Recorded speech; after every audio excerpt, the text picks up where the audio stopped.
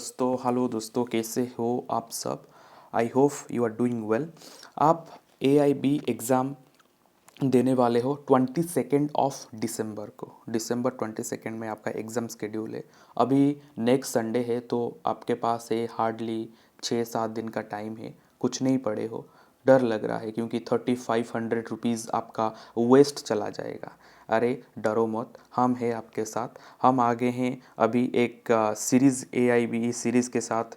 इस सीरीज़ में हम हर सब्जेक्ट का इम्पोर्टेंट क्वेश्चंस डिस्कस करने वाले हैं। तो आज हम डिस्कस करने वाले हैं कॉन्स्टिट्यूशन का क्वेश्चंस। इसमें प्रीवियस ईयर क्वेश्चंस है, उसके साथ साथ प्रीवियस ईयर क्वेश्चंस के साथ साथ इम्पोर्टेंट क्वेश्चंस है जो एग्ज़ाम में आ सकता है, नहीं तो इसी टाइप का क्वेश्चन आएगा। और हम जब क्वेश्चंस डिस्कस करेंगे उसके साथ साथ सब इम्पोर्टेंट पॉइंट्स भी बताएंगे, एडिशनल पॉइंट्स बताएंगे जो आपको एग्ज़ाम में हेल्प करेगा। कुछ नहीं पढ़े हो, कुछ नहीं आता है, तो ये वाला सीरीज एटलीस्ट देख लो। AIB के रिलेटेड आपको थोड़ा सा ज्ञान हो जाएगा और एग्ज़ाम क्रैक करना आपके लिए बहुत ही ज़्यादा इजी हो जाएगा। तो दोस्तों चलिए स्टार्ट करते हैं। ये क्वेश्चंस आंसर का ये जो सीरीज है स्टार्ट करते हैं। तो first question is what is the significance of article 14 of Indian constitution. ये बहुत ही ज़्यादा इंपॉर्टेंट और इजी क्वेश्चन है। आर्टिकल 14 आपको लॉ स्कूल में पता होना चाहिए कि जब आप बात करते हो आर्टिकल 14 के बारे में, ये बोलता है आई राइट टू इक्वालिटी और इक्वालिटी बिफोर लॉ। ये तो फर्स्ट आंसर है, इस ये है आपका आंसर। आंसर भी अभी नीचे भी लिखा गया है, you can check it out. Second question है which article prohibits discrimination on the grounds of religion, caste, sex और प्लेस ऑफ बर्थ। ये जो ग्राउंड्स दिया गया है, इस बेसिस में कौन सा आर्टिकल डिस्क्रिमिनेशन को प्रोहिबिट करता है। आर्टिकल 12, 14, 15, 17। देखो यहाँ पर मैं आपको एक प्रोसेस और मेथड बताऊंगा कि एलिमिनेशन कैसे किया जाता है। यहाँ पर आर्टिकल 12 नहीं होगा क्योंकि स्टेट के बारे में बोलता है, स्टेट के साथ डील करता है, नहीं होगा। और ये तो इक्वालिटी में पहले क्वेश्चन नंबर 1 में डील कर लिया।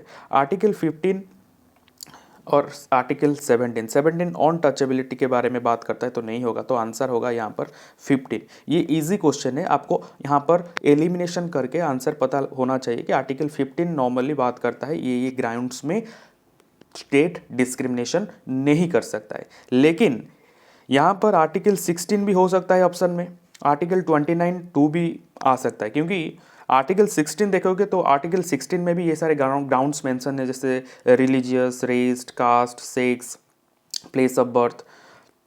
समझ रहे हो। तो आर्टिकल 16 इन केस क्वेश्चंस आता है, आर्टिकल ऑप्शंस में आता है आर्टिकल 15 और 16 के बीच में आपको कन्फ्यूजन होता है, तो you can go for the bare act. और बेयर एक्ट से आप जान सकते हो कि आंसर क्या है।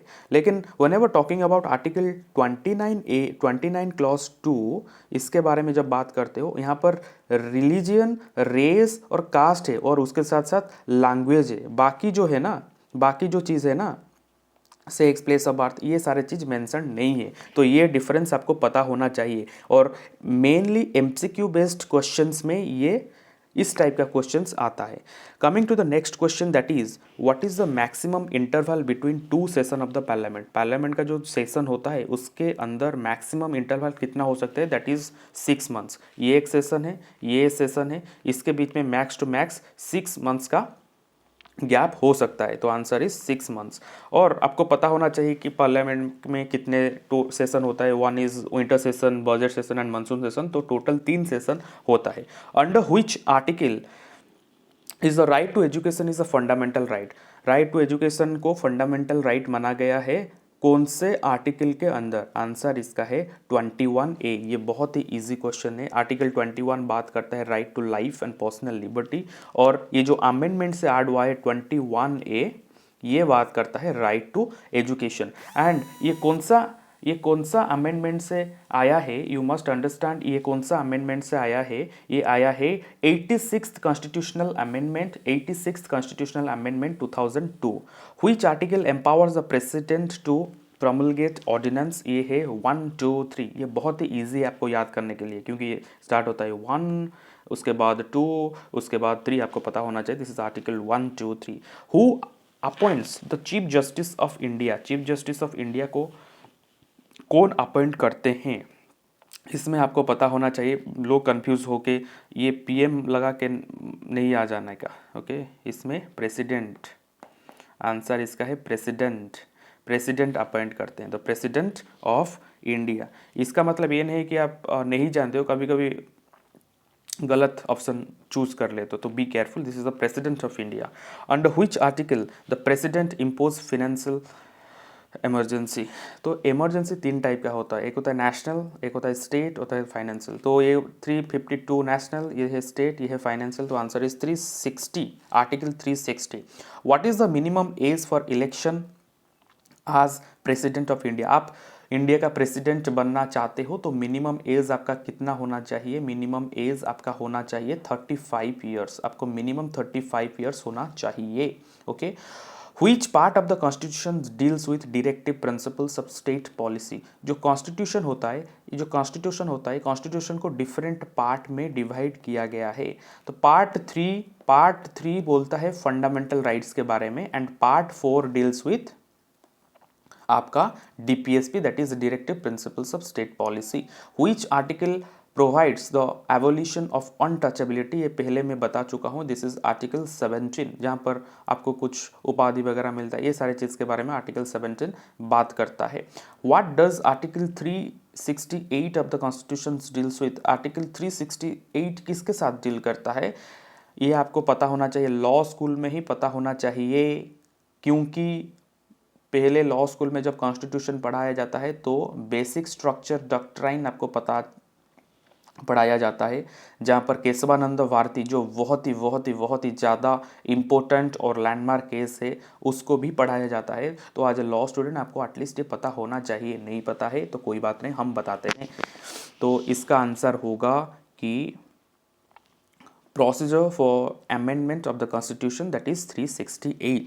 Which article provides special status to Jammu Kashmir? ये तो न्यूज़ में आ रहा होगा, आपको तो पता होगा। 370 हटा दिए, 370 हटा दिए, तो ये 370 है इसका आंसर, जो कि रिपील हो चुका है।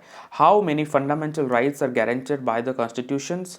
छः टाइप का फंडामेंटल्स राइट है। फंडामेंटल्स राइट बहुत इंपॉर्टेंट है और ये 6 टाइप का होता है। लोग बोलते हैं, लोग को पता है कि 14 से स्टार्ट होके ये 32 तक जाता है, लेकिन ये पता नहीं है कि क्या क्या है। इसको आपको पता होना चाहिए कि एग्ज़ाम में पूछ सकते हैं, और इसका आर्टिकल, हर आर्टिकल का एक रेंज होता है, तो रेंज पता होना चाहिए, कौन सा फंडामेंटल राइट्स है वो भी पता होना चाहिए। मैं अभी साइट में मेंशन कर दिया हूँ, आप देख सकते हैं कि इक्वालिटी है, फ्रीडम है, राइट अगेंस्ट एक्सप्लॉयटेशन है, राइट टू रिलीजन है, राइट टू एजुकेशनल राइट्स ये है, और एक है लास्ट वाला constitutional remedies. Okay, Which of the following is not a fundamental right? The answer to is article right to property, क्योंकि अभी 300A में चला गया है, ये फंडामेंटल राइट नहीं है। फंडामेंटल राइट ये सारे हैं जो पहले मैं बता चुका हूँ। Which article provides for right to freedom of religion? ये स्टार्ट होता है 25 से, एंड होता है 28 में, लेकिन डायरेक्टली पूछ रहा है कि right to freedom of religion कौन प्रोवाइड करता है। जो मेन सेक्शन है इसका, ये 25 है, सॉरी सेक्शन बोल रहा हूँ, आर्टिकल, जो मेन आर्टिकल है ये 25 है, आर्टिकल 25। तो answer is article 25। Under which article can parliament create new state? ये बच्चे एक लगा के आ जाते हैं, एक में नहीं लगाने का, 3 लगाने का। ओके, 3 लगाने का।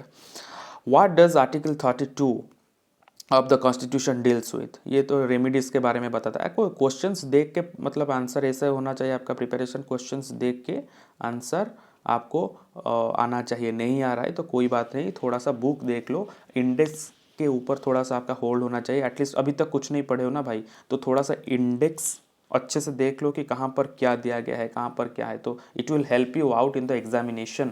आपको एग्जाम में ये बहुत हेल्प करेगा। और इसका आंसर क्या है? Right to constitutional remedies. Right to constitutional remedies, भाई ये कॉन्स्टिट्यूशन का जान है, और ये चला गया ना भाई तो हो गया भाई, काम हो गया। तो ये बहुत इंपॉर्टेंट है आर्टिकल, क्योंकि सुप्रीम कोर्ट जाते हो, इसके अंदर आर्टिकल 32 के अंदर आपको सुप्रीम कोर्ट में फाइल करते हो, रिट जुरिस्डिक्शन होता है। Okay, coming to the next question, that is who is the custodian of the Indian constitution? आपको पता होगा ये सुप्रीम कोर्ट ही है।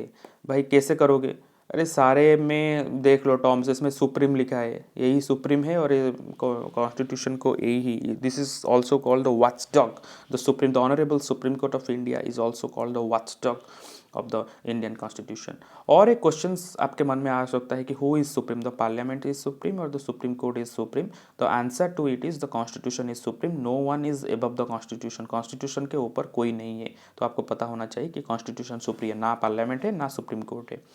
और कॉन्स्टिट्यूशनल जो प्रिंसिपल्स है, ओके उसको कौन प्रोटेक्ट करता है, सुप्रीम कोर्ट करता है। सो इसका आंसर सुप्रीम कोर्ट है। 19 में आपका क्वेश्चन ये है कि which article provides for the establishment of finance commission, answer two is 280 280। And what is the tenure of A member of Rajya Sabha, इसको परमानेंट हाउस बोला जाता है, इसका टेन्योर 6 ईयर होता है, 5 साल नहीं लगाने का, 5 साल लगा के नहीं आने का। Okay guys, thank you so much, thank you.